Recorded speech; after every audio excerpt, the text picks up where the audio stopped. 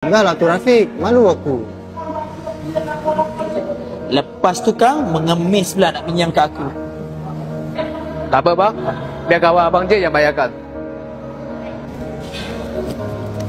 Rezeki jangan ditolak. Kau bayar je lah dulu Ben, aku tak bawa duit lah. Tak apa bang, kat sini pun boleh bayar pakai ATM card. Kad ATM saya tertinggal kat dalam beg. Beg saya pula tertinggal dekat office. Ben, kau bayar je lah dulu, nanti aku bayar lah dekat kau.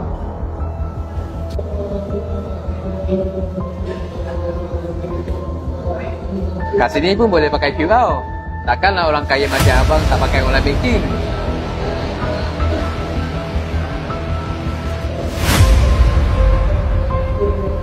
Nah, nampak tak phone saya ni?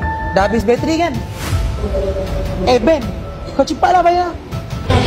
Tunggu kerja bang. Ni bang, ada power bank. Ambil lah, cas dulu pun abang. Kau ni kenapa? Nak cek masalah ke dengan aku?